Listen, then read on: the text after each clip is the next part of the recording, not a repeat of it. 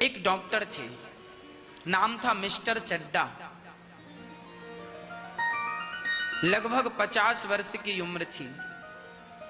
Mister चड्डा बहुत सुंदर थे।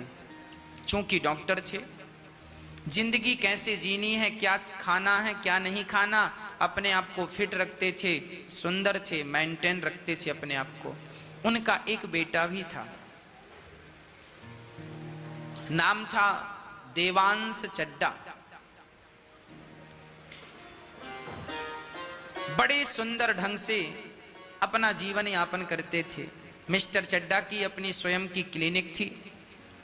मरीज आते थे और वो उनका इलाज करते थे। जाने माने डॉक्टर थे, अच्छी कोटि के डॉक्टर थे। पेशेंट को देख लेते थे तो उसका उपचार करके ही छोड़ते थे, और मरते हुए पेशेंट को भी, मरीज को भी वो बचा लेते थे। इतनी बढ़िया दवाई थी, इतना बढ़िया उनका व्यवहार था।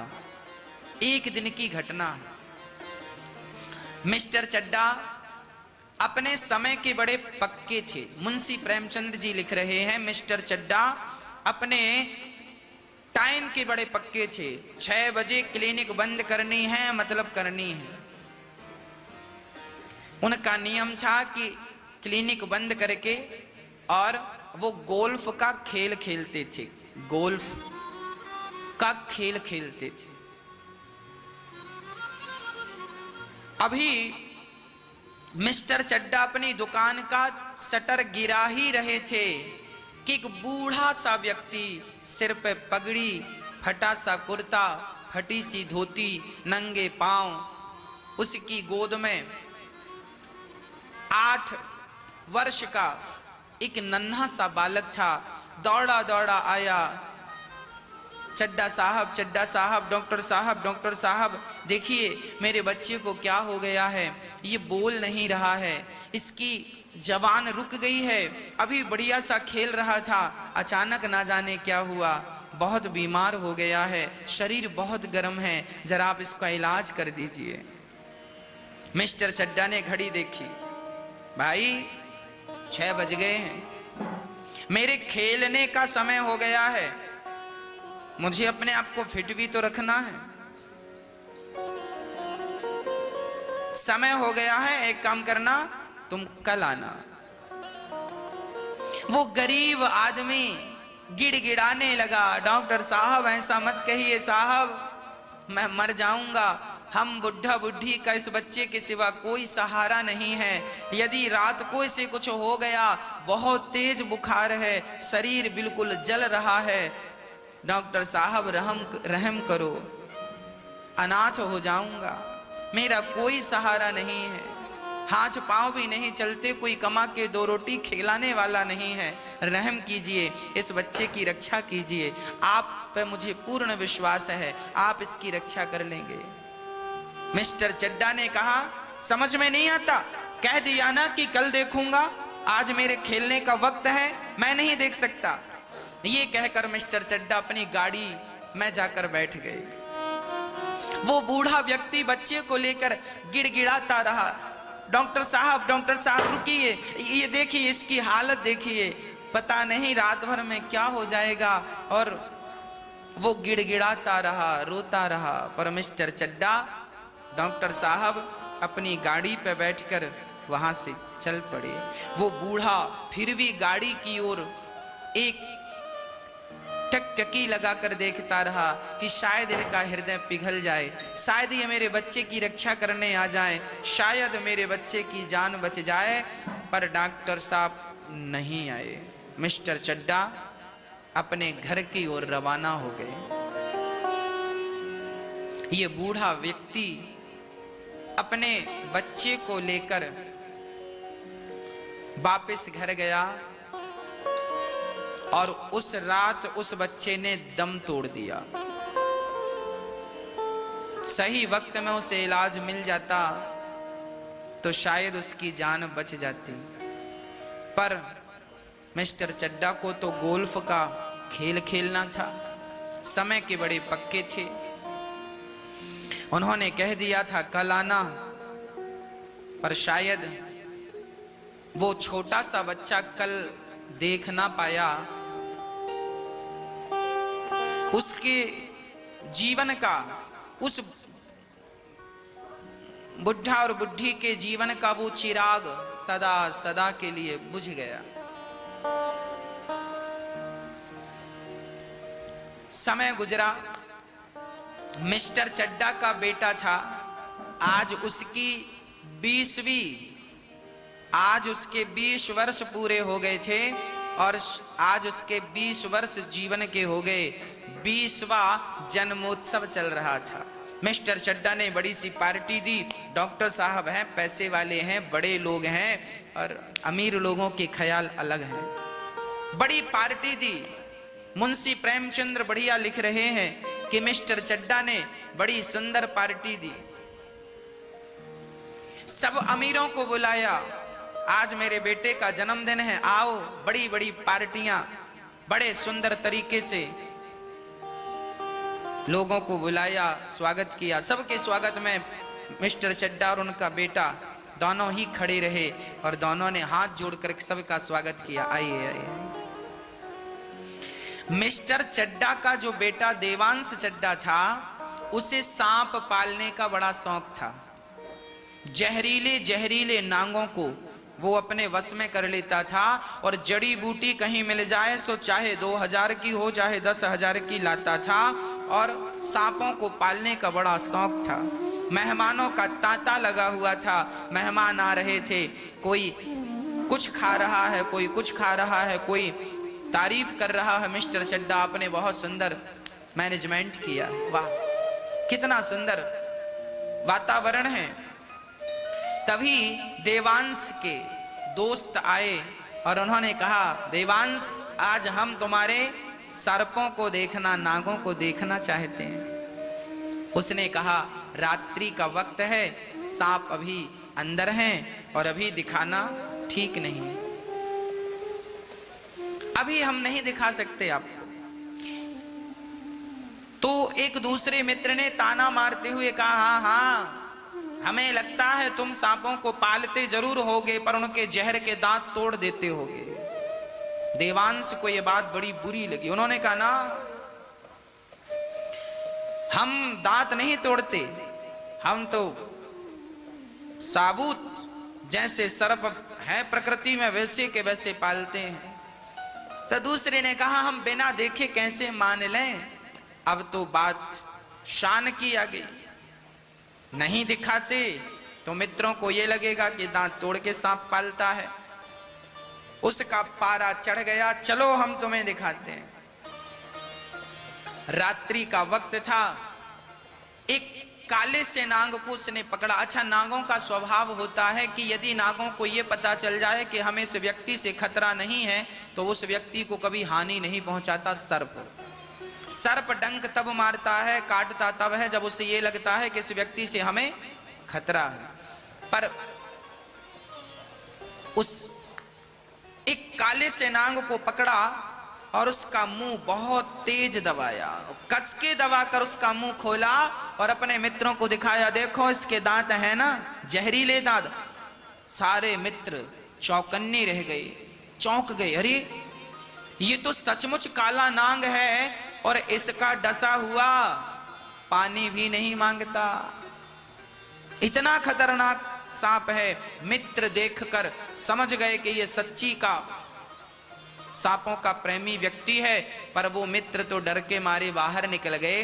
पर सांप का जब मुंह दबाया इसने जोर से तो सांप की आंखें लाल लाल हो गई। उस सांप ने विचार किया कि आज तक इसने मेरे साथ ऐसा व्यवहार नहीं किया, ना जाने क्या हुआ इसने मेरे साथ ऐसा व्यवहार किया। सर्प को लगा कि शायद ये मुझे मारने पर उतारू है। तो देवांश ने जैसे ही सांप का मुंह पकड़ करके दिखाया मित्रों को और उसके बाद धीरे धीरे पकड़ कमजोर कम करके और नीचे रखा, उसी प्रकार सांप ने संभल करके जो उसकी उंगली में डंक मारा, वो बालक उसकी उंगली में डंक मारा, वो बाहर गया और जहां उसकी दराज में जड़ी बूटियां रखी थी, पिता से कहा, पिताजी ये सर्प ने डस लिया है मेरी जड़ी बूटी, जरा उसको पीस कर दीजिए। मिस्टर चड्डा बहुत बड़े डॉक्टर थे। उन्होंने कहा कोई बात नहीं, मैं तेरी उंगली काट देता हूं, सारा जहर निकल जाएगा। एक उंगली काटने से शरीर की रक्षा हो रही है तो जल्दी से काटना ही ठीक है। उसने कहा ना, मुझे विश्वास है कि मेरी जड़ी कारगर है। वो ये कह ही रहा था कि वो बालक जमीन पर गिर गया। नाग ने ही तो डसा है। चारों तरफ हल्ला हो गया। मिस्टर चड्डा के पुत्र को सर्प ने डस लिया, मिस्टर चड्डा के पुत्र को सर्प ने डस लिया। सारे नगर में हल्ला हो गया। सारे मेहमान देखने आने लगे और जड़ी रखी गई, पर जड़ी असर ना कर पाई। मिस्टर चड्डा रोने लगे, उनकी पत्नी रोने लगी, मेरा बेटा बेटा, तेरी बात ना मानी होती, उंगली काट दी होती तो पुत्र तेरी रक्षा हो जाती। नगर में बड़े बड़े जो सांप को झाड़ने वाले थे उनको बुलाया गया, पर उनका कोई मंत्र काम ना कर सका। 2 घंटे बीत गए, उसकी धड़कन भी धीरे धीरे बंद होने लगी। मिस्टर चड्डा स्वयं डॉक्टर थे, हाथ पकड़ के देखा, धड़कन का कोई पता नहीं। डॉक्टर चड्डा समझ गए कि मेरा बेटा चला गया। रोने लगे, सारे शहर में खबर फैल गई, मिस्टर चड्डा के बेटे को सर्प ने डसा। और कोई यदि सांप का मंत्र जानता हो और झाड़ेगा तो उसे 10,000 रुपए इनाम दिए जाएंगे। गांव गांव में खबर फैल गई, देर नहीं लगी। ये खबर गांव के उस व्यक्ति तक पहुंची, उसका नाम था राम नारायण। उस व्यक्ति तक खबर पहुंची जो कभी डॉक्टर के पास आया था अपना बेटा लेकर कि डॉक्टर साहब मेरा बेटा रात भर में दम तोड़ देगा, आप देख लेंगे तो शायद बच जाए। उसका नाम था राम नारायण। वो व्यक्ति बहुत बड़ा सफेरा था और सांपों का मंत्र तो जानता ही था। कितना भी खतरनाक सांप क्यों न डस दे, पर राम नारायण झाड़ देता था। शरीर बूढ़ा था, बेटा भी अब था नहीं, दोनों बुढ़ा बुढ़ी थे। रात बीत चुकी थी, तभी किसी ने दरवाजा खटखटाया। राम नारायण ने दरवाजा खोला। कौन हो भाई? अरे राम नारायण जी, आपको पता चला मिस्टर चड्डा के बेटे को सांप ने डस लिया है, यदि बचा सकते हो तो बचा लो, 10,000 मिलेगा। राम नारायण ने पूछा, वही चड्डा डॉक्टर? हाँ हाँ वही। राम नारायण बोले, मरे उसका बेटा, मैं काहे जाऊं? मेरा बेटा तड़प रहा था, मैं चिल्ला रहा था, हुजूर बचाइए मेरे बेटे को, बचाइए, उनको खेल खेलना था, मेरे बेटे की रक्षा उन्होंने नहीं की, अब मैं क्यों जाऊं उनके बेटे की रक्षा करने? मैं नहीं जाता। किवाड़ बंद कर लिया। तभी उनकी बूढ़ी सी पत्नी बोली, अजी क्या हुआ, क्यों बड़बड़ा रहे हो? अरे भाग्यवान, तुम्हें क्या बताऊं, जब खुद पे मुसीबत आती है ना तब पता चलता है कि मुसीबत क्या होती है। दूसरों की मुसीबत तो कोई जान थोड़ी पड़ती है। बड़े लोगों के बड़े ख्याल हैं, इंसान कीड़े मकोड़ों की तरह मरता रहता है, ये अपने खेल को नहीं छोड़ते। मैं नहीं जाने वाला। पत्नी बोली, कहाँ नहीं जाओगे, ये तो बताओ बात क्या है? बुढ़िया ने पूछा तो राम नारायण ने कहा, वो मिस्टर चड्डा है ना? हाँ हाँ, मैं बेटे को लेकर गया था, डॉक्टर साहब देख लो देख लो, नहीं देखा उन्होंने, अब तो मेरा बेटा चला ही गया। तो पत्नी ने कहा, उनके बेटे को क्या हुआ? बोले, उनके बेटे को सांप ने डस लिया है, और ये बहुत बड़े झाड़ने वाले थे, ये चाहते तो जान बच सकती थी। पत्नी ने उनकी ओर मुस्कुराते हुए देखा और कहा, जो आपको अच्छा लगे सो कीजिएगा, पर रात हो गई है, जाना है सो जाइए, सोना है सो सोइए। राम नारायण बोला, आग लगे मिस्टर चड्डा के घर में, मैं काहे जाऊं, मेरे बेटे को उसने देखा तक नहीं पलट करके कैसा है, मेरे अंदर भी आग जल रही है, उस मिस्टर चड्डा के कारण मेरा बेटा मर गया, सही वक्त पे दवाई दे देता तो मेरा बेटा जिंदा रहता, मैं नहीं जाने वाला, बिस्तर लगाओ। बुढ़िया ने बिस्तर लगाया, दोनों आराम करने लग गए, पर राम नारायण करवट बदलते रहे, इन्हें नींद ना आई। मुंशी प्रेमचंद्र जी लिख रहे हैं, मुंशी प्रेमचंद्र जी लिख रहे हैं, ये कभी इस करवट पे जाएं, कभी इस करवट पे जाएं, थोड़ी देर बाद उठकर बैठ गए, तो बुढ़िया भी बैठ गई। बूढ़ी अम्मा, इनको लगा ये जाग रही है, सो फिर लेट गए। थोड़ी देर बाद बूढ़ी अम्मा गहरी नींद में सो गई, और इनका हृदय अंदर से बार बार यही कह रहा था कि जैसा व्यवहार उसने मेरे साथ किया है, क्या मैं भी उसके साथ ऐसा ही व्यवहार करूं? ना, वो तो अमीर लोग हैं, वो क्या जाने कि गरीबों की जिंदगी क्या है, पर मेरा बेटा अब नहीं है, मुझे पता है कि बेटे के जाने का गम क्या होता है।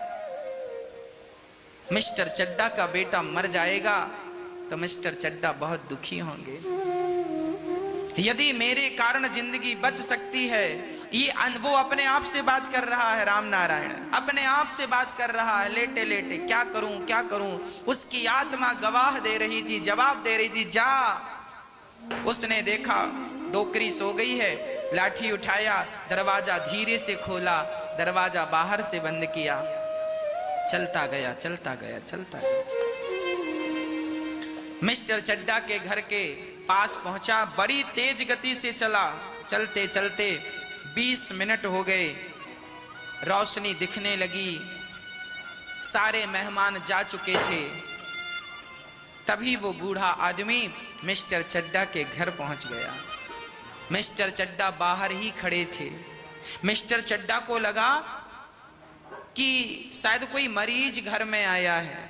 मिस्टर चड्डा ने दूर से कहा, भैया आज मैं नहीं देख पाऊंगा किसी मरीज को, और 1 महीने तक भी मैं नहीं देखूंगा, आप जाओ।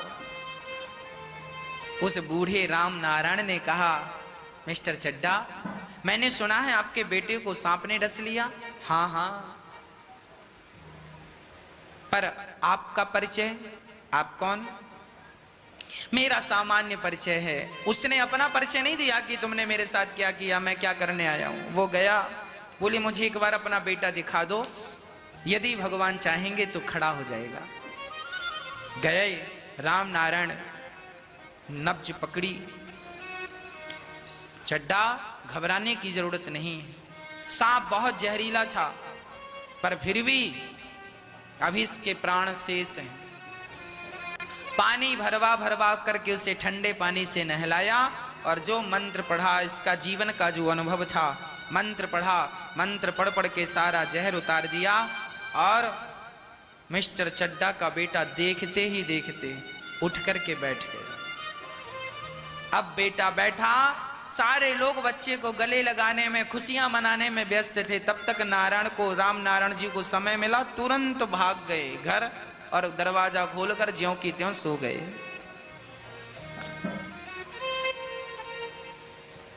चड्डा ने देखा, भाई वो बूढ़ा व्यक्ति कहां गया? अरे अभी तो यहीं था, अभी तो यहीं था, चारों तरफ खोजा गया, पर कोई परिचय नहीं, कोई पता नहीं। सबको ये लग रहा था कि पैसे लेने आया होगा, ना, वो तो पैसे भी नहीं लिया। मिस्टर चड्डा को धीरे धीरे याद आने लगा। मिस्टर चड्डा तुरंत गाड़ी पे उसके घर गए, पूछा कि वो कौन था, पता लगा कि वो फलाना था। गए, उसके हाथ जोड़कर बोले, आपका धन्यवाद। और ध्यान से देखा मिस्टर चड्डा ने, तो कहा कि मैंने आपको कहीं देखा है। हाँ साहब, एक बार मैं अपने बच्चे को लेकर आपकी क्लिनिक आया था, आपको खेल खेलने जाना था, सो आप खेल खेलने चले गए और मेरे बेटे की जीवन लीला पूरी हो गई। एक आप हैं जो किसी की जिंदगी इसलिए नहीं बचाते कि आपको खेलना है, और एक मैं हूं, मुझे रात को नींद नहीं आई केवल इसलिए कि आपका बेटा संकट में है। डॉक्टर साहब,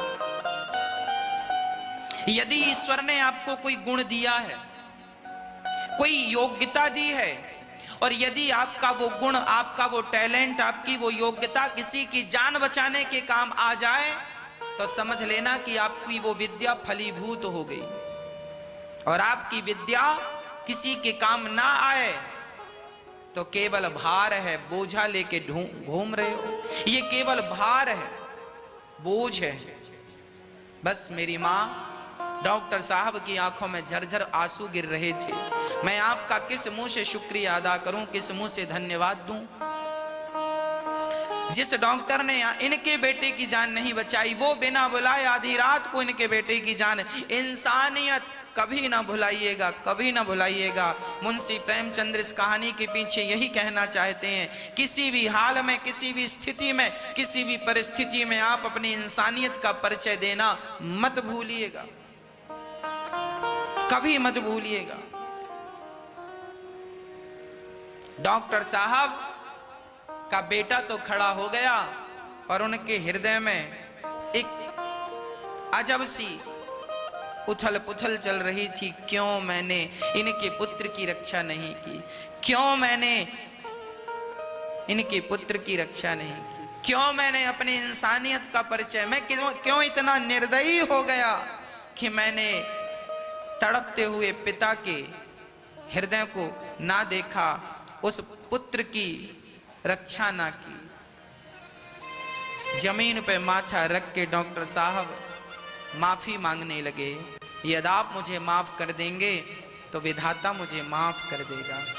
उस राम नारायण बूढ़े व्यक्ति ने डॉक्टर साहब को हृदय से लगाया, कोई बात नहीं, मेरा बेटा गया तो गया, आपका बेटा तो सलामत है, मेरा जीवन पूरा हो गया है, मेरी उम्र पूरी हो गई है, इस बच्चे की उम्र भी बहुत थी, मैंने अपना धर्म निभाया है। आपसे बस यही कहूंगा, आगे से मेरे जैसा कोई दूसरा बाप अपने बेटे को लेकर आए तो आप खेल का बहाना मत बनाइएगा, आप उसकी जान बचाइएगा। यही कहते कहते मुंशी प्रेमचंद्र जी इस कहानी को पूरा कर देते हैं। जय श्री कृष्ण भक्तों, राधे राधे। आप सब लोग कैसे हो? आशा करती हूँ आप लोग कुशल मंगल से होंगे। भक्तों, श्री अनिरुद्धाचार्य जी की कथा में आप सभी का स्वागत है। क्योंकि महाराज जी इस कथा में बहुत ही अच्छी और विचित्र बात बताई है, क्योंकि महाराज जी की कथाएं हमें बहुत अच्छी लगती हैं, क्योंकि महाराज जी हम लोगों को जीवन पर्यंत बहुत ही अच्छी और ज्ञान वाली बातें कथा के माध्यम से बताते रहते हैं। इसलिए महाराज जी की कथाएं हमें तो बहुत अच्छी लगती हैं, क्योंकि महाराज जी की बातें ही बहुत अच्छी हैं, क्योंकि अच्छे विचार वाले और अच्छे गुण और विचार वाले और संस्कार वाले हैं। क्योंकि महाराज जी बहुत ही अच्छी और ज्ञान वाली बातें, इसीलिए ज्ञान वाली बातें बताते रहते हैं। और आप लोग इस कथा को पूरा सुने होंगे, देखे होंगे। इस कथा के माध्यम से बहुत ही अच्छी और जीवन पर्यंत काम आने वाली बातें बताई हैं, इसीलिए महाराज जी की कथाएं हमें बहुत अच्छी लगती हैं। आप लोग भी इस महाराज जी की कथाएं को पूरा सुना करिए, नियमित सुना करिए, क्योंकि महाराज जी की कथाएं ही बहुत अच्छी हैं। अगर आप लोगों को यह कथा अच्छी लगी हो तो वीडियो को लाइक करिए, चैनल को सब्सक्राइब करिए, कमेंट में जय श्री कृष्ण लिखना ना भूलें। हम मिलते हैं आपको अगली कथा के साथ, तब तक के लिए राधे राधे भक्तों।